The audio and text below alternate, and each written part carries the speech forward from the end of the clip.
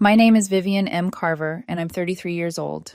I didn't even expect that this time they would be awaited with revenge. Not the subtle kind, not the quiet kind. This was going to be my kind of revenge, deliberate, patient, and timed so perfectly it would leave them completely exposed. For years, I played the role of the good daughter, the one who showed up early to help, stayed late to clean up, remembered birthdays, lent money I never saw again, and always put my parents before my own life. I did it so automatically that people started treating my effort like background noise, like the air, like something that would always be there. And every time, without fail, I'd watch as my younger brother Miles, the walking disaster, somehow ended up in the spotlight. Miles is, let's just say he's not exactly a pillar of responsibility. 2 kids with a woman everyone knows is cheating on him. A history of job hopping that's more like job evaporation. A talent for finding the worst financial decisions at the worst possible times. Microloans, payday lenders, credit cards maxed out within weeks. You name it, he's done it. And yet, to my parents, he's a tragic hero. He just needs a little help right now, they'd say. Meanwhile, I was the one paying for repairs on their house, covering surprise bills, and doing the things Miles wouldn't even consider. I was the quiet safety net, the fixer, the one they could rely on without ever having to thank. My boyfriend, Graham Holt, has been the only person who ever said it out loud. "They don't treat you like a daughter," he told me once, after I'd left dinner early to pick up my dad from a mechanic because Miles forgot. "They treat you like a solution." I laughed at the time, like it was an exaggeration, because laughing was easier than admitting how true it felt. Then my parents' 40th wedding anniversary came around, and I thought, this is my chance to give them something special. I wanted them to feel celebrated, respected, surrounded by people who cared. I booked a beautiful ballroom in the city, the kind with polished hardwood floors and chandeliers that actually sparkle. I hired a string quartet for cocktail hour.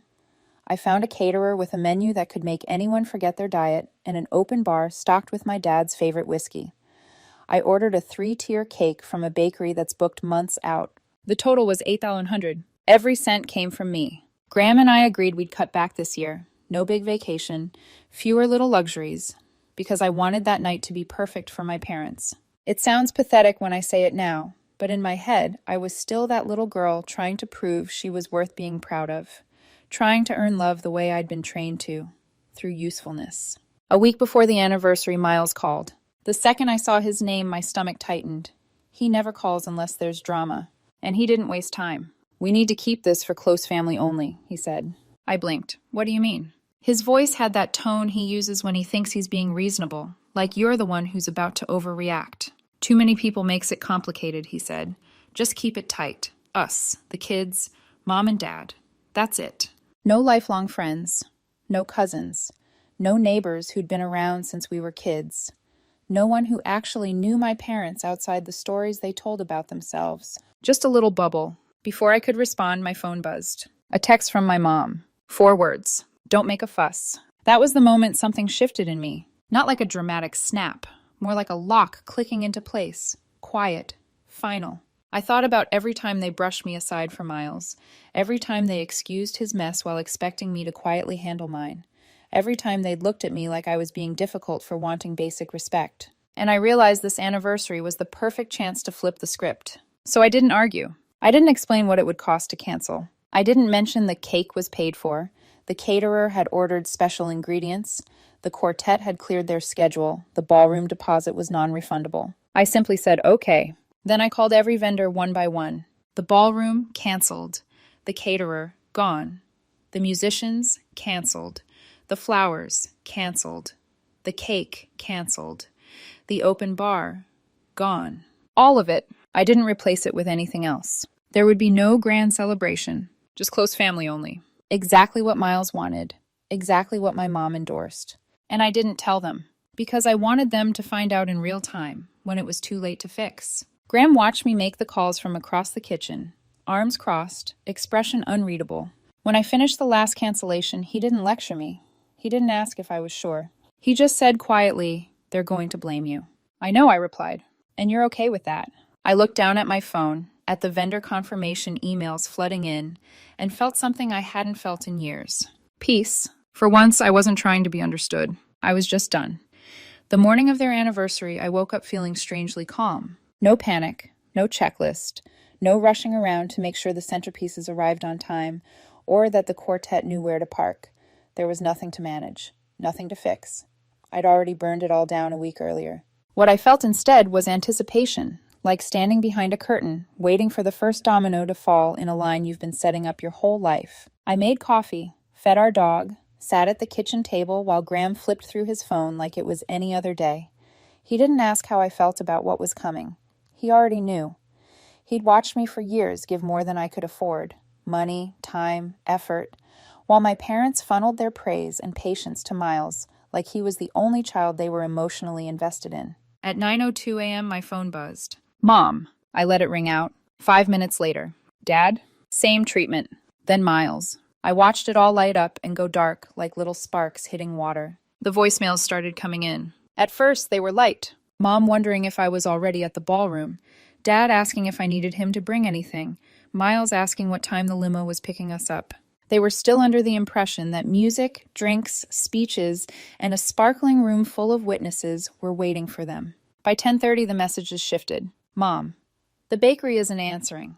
Dad. The venue's main line said our booking was released. Miles. Why are cousins saying they didn't get invites? Is there a mistake? I didn't respond. I kept drinking my coffee, watching the sunlight crawl across the floor like time was slow on purpose. At 11:45, Dad's voicemails turned sharp. Where are you? The caterer says they have no order. The quartet says they were told not to come. What is going on? By noon, it was ridiculous. 41 voicemails, 27 missed calls, texts from all three of them coming in like machine gun fire. Graham glanced at my phone once and then back at me. You still okay? I nodded.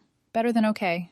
At 1 p.m., Dad called again. This time I answered. Before I could even say hello, his voice exploded through the speaker. Why was the ballroom canceled? Why is the open bar gone? Why is the florist saying the order was withdrawn? Vivian, what did you do? I didn't soften my tone. I didn't offer soothing. I didn't pretend. You told me close family only, I said flatly. That's exactly what you're getting. There was a pause so long I could almost hear him trying to process it. Then he started in on how this was supposed to be once in a lifetime, how I'd embarrass them, how people would ask questions, how I'd ruined their big day. I stared out the window at our quiet street and felt something settle deeper in me. You made it clear what you wanted, I said, and I did exactly what you asked. Nothing more, nothing less. He sputtered something about me being ungrateful and hung up. I barely had time to set my phone down before I saw their car turning onto our street like a storm cloud with headlights. They didn't arrive like people coming to talk. They arrived like people coming to collect a debt. The tires crunched to a stop. Doors flew open. My dad was already pointing at the porch like he was directing a raid. My mom had her phone in her hand like she'd been mid-text trashing me to someone. Miles stepped out wearing that smug little expression he always wears when he thinks the room is already on his side. Mom didn't knock. She slammed her fist on the door 3 times, each one sharper than the last. When I opened it, the heat from outside came in with them, hot air and hotter anger. Mom launched immediately. How could you humiliate us like this? What were we supposed to tell people? Do you have any idea how disgusting this is? Dad's voice came right behind hers, loud and heavy. This isn't about you. This is about family. Miles stood slightly behind them, arms folded, smirk in place. He let them do the shouting, like guards punishing a servant while the prince watched. I didn't step aside to let them in. I didn't invite them to sit. I didn't play host. You got exactly what you asked for, I said calmly. Close family only. That was never meant literally, my mom snapped. It was understood, Dad insisted. You were still supposed to make it special. Miles finally spoke, dropping his smug little gem like a verdict. A real daughter would have found a way to make it work. That one made me laugh. A sharp, unplanned laugh. Not because it was funny, but because it was insane coming from him. The man who'd watched me cover repairs, cover bills, cover their emergencies while he created new disasters and called it life. And then Graham stepped into the doorway beside me. He'd been listening the whole time, silent, watching. But something in Miles's comment flipped a switch. Graham didn't yell. He didn't swear. He spoke like a judge reading a sentence. You want to talk about real, he said, eyes locked on my parents. Real is watching Vivian sacrifice year after year while you praise Miles for doing nothing. Real is watching her show up for you while you treat her like a tool. Real is watching you ignore her life and then demand she throw you a ballroom party to prove she loves you. My mom's face tightened. Dad opened his mouth to interrupt. Graham kept going. You've taken her money, her time, her peace, and you've never once acted like it mattered. You're not angry because she ruined an anniversary. You're angry because for the first time, she didn't clean up your mess. Miles' smirk faltered. For a moment, all three of them stood there in complete silence. Then Graham finished with the simplest sentence in the world. You can leave now. He didn't step aside. He didn't negotiate. He just stood there, shoulder to shoulder with me, and waited. My parents turned around and walked back to the car. The sound of the door closing behind them felt like the cleanest breath I'd taken in years. I thought the chaos would end there. I was wrong. By the next morning, I expected silence. That's usually how these things go in my family. Big explosion, dramatic exit, then days or weeks of icy quiet where everyone pretends nothing happened while privately deciding how to spin it. I figured they'd retreat, lick their wounds, and regroup. At 10:15 a.m., I heard tires crunch on the gravel outside. My stomach tightened. I peeked through the front window and saw my parents' car parked at the curb again. But this time, something was off. Miles wasn't with them. That alone made my pulse jump. In our family, whenever there was conflict involving me, Miles was always attached to my parents like legal counsel. He made sure their version of events was clear, which usually meant I was framed as difficult, emotional, or ungrateful. Today it was just my parents. I opened the door, but didn't step aside. My mom started talking immediately, fast and rehearsed, like she was afraid I'd shut the door if she paused too long. We've been thinking about things, she said. We just want you to understand our side. My dad stood beside her, hands shoved into his pockets, nodding along like a man waiting for his cue in a courtroom. The story went like this. Miles wasn't doing well, not just a rough patch. Not well. Money stress. Anxiety. Some loans they didn't want to explain in detail. That, according to them, was the real reason the anniversary had to be small. They didn't want people asking questions if Miles looked stressed or if he didn't bring a gift. Then my mom pivoted smoothly into sentiment. But even with all that, she said, it still would have been nice to see everyone together. Family matters. I almost laughed. If family mattered to them, they wouldn't have spent the last 20 years showing me exactly where I ranked. Before I could respond, my dad's eyes drifted past me, narrowing. Whose car is that? He asked. I followed his gaze. 3 houses down, a dark sedan sat angled just enough to see my front door.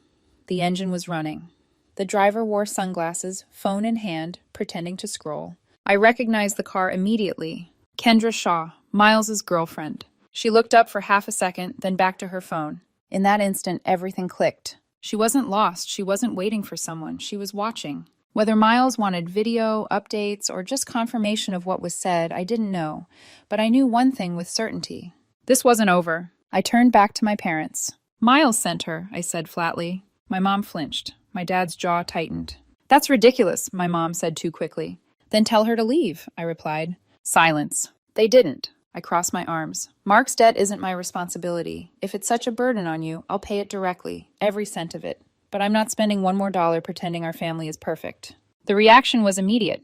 Oh, no, my mom said. We've got it under control. This isn't about money. Then why are you here? I asked. Dad cut in. It's about meaning, about showing people we're still strong. There it was. Image, reputation, audience. I'm done funding illusions, I said quietly. Conversation's over. They turned to leave. As they walked down the steps, my dad paused and glanced back once more at Kendra's car. She immediately put the phone down and started the engine, pulling away like she'd been caught somewhere she didn't belong. I closed the door and leaned against it, heart pounding. 2 days later, my cousin Elise called. She never inserts herself into family drama, ever.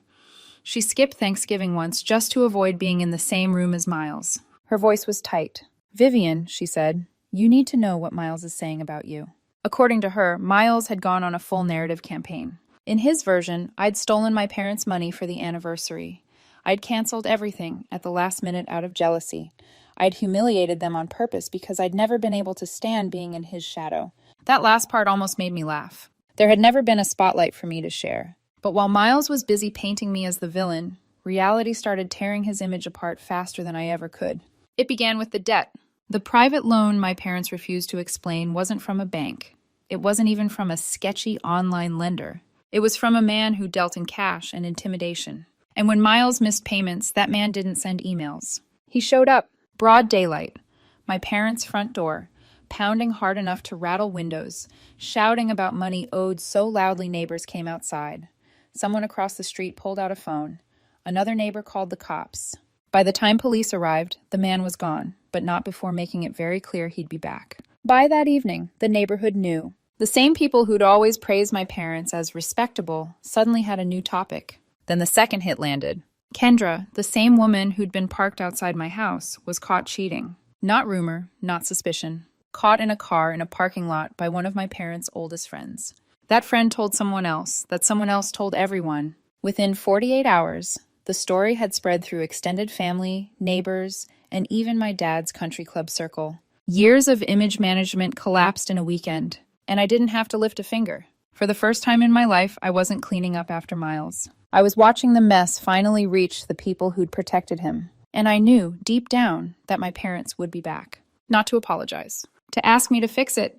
They came back exactly when I knew they would. Not angry this time, not loud, careful. 2 days after Elise's call, my parents' car rolled up to the curb again, slow and deliberate, like they were approaching a negotiation table instead of my front porch. They didn't pull into the driveway. They parked on the street with the engine still running, as if they already knew there was a chance they'd be leaving quickly. I opened the door and stayed where I was. My mom smiled first, the kind of smile you use when you need something from someone you've wronged but don't want to admit it yet. My dad stood half a step behind her, shoulders slumped, hands clasped together like he was trying to look smaller. "We've had a rough couple of days," my mom began softly. I nodded once. I know. She took that as encouragement and kept going. "Things with Miles have been stressful," she said. "The money issues, the gossip, people talking when they don't know the whole story." "People usually talk when something's been hidden too long," I replied. My dad cleared his throat. "We're just asking for a little support," he said, "until things settle down." Support. The word sat between us, heavy and familiar. "Support how?" I asked. They exchanged a look, a practiced one. "Well," my mom said carefully, "just helping us get through this season. Covering some things, helping us manage." I leaned against the doorframe and crossed my arms. "How much?" I asked. They hesitated. That told me everything. "It's not about a number," my dad said quickly. "It's about family sticking together." I smiled, not a warm one, a knowing one. "Then let's talk numbers," I said. They froze. I continued calmly. "I'll pay every cent of Miles's debt, directly, to the people he owes. I won't give him cash. I won't give you cash. I'll clear it so it's done." My mom's eyes widened. My dad's face flickered with relief for half a second before something else replaced it. "But," my mom started. "No," I said, "that's the offer." Dad shifted. "That's generous, but that won't fix everything." "There it is," I said quietly. "What you actually want fixed isn't the debt." My mom sighed. "We just need things to look normal again." And there it was. Not peace, not accountability, normal. "You want me to pay so people stop talking," I said, "so you can go back to dinners and events and pretend nothing's wrong."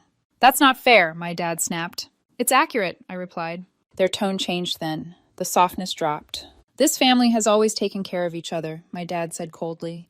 "And if you can't be part of that when we need you, maybe you shouldn't be part of it at all." I felt an unexpected calm wash over me. For years, I'd been afraid of that sentence. Now it felt like permission. "I agree," I said simply. My mom stared at me like she'd misheard. I repeated, "I agree." There was nothing left to say after that. They turned and walked back to the car. My mom shut the door harder than she needed to. The engine revved, and they drove off without looking back. By that evening, the story had already started spreading. My parents told people they'd cut ties with me, that I'd chosen money over family, that I'd humiliated them on purpose. Miles added his own flavor. Apparently his kids wouldn't be around mine anymore. That part hurt. My son loved his cousins. When he asked why they weren't coming over, I knelt in front of him and said, "Sometimes grown-ups make choices that aren't fair." He nodded like he understood more than I wanted him to. The next few weeks were quiet, uneasy, but quiet. Then Elise called again. "Vivian," she said, barely containing herself, "you're going to want to hear this." It turned out the man Miles owed money to wasn't the only one. When Miles couldn't pay him back in full, the lender started tracking down other debts Miles had accumulated. One of those debts belonged to my dad's oldest golf buddy, Harold Dane. Harold isn't subtle. At the country club where my parents had spent years curating their image, Harold decided to tell the story loudly. In the lounge, in front of people my parents desperately wanted to stay in good standing with. By the time my parents walked in for their usual dinner, everyone already knew. According to Elise, they didn't even finish their meal. They just left. Within days, invitations stopped coming. Charity events dried up. My mom's friends avoided eye contact. Years of appearances collapsed in a matter of weeks. And then, one evening, someone knocked on my door. Miles, alone. He looked smaller than I'd ever seen him.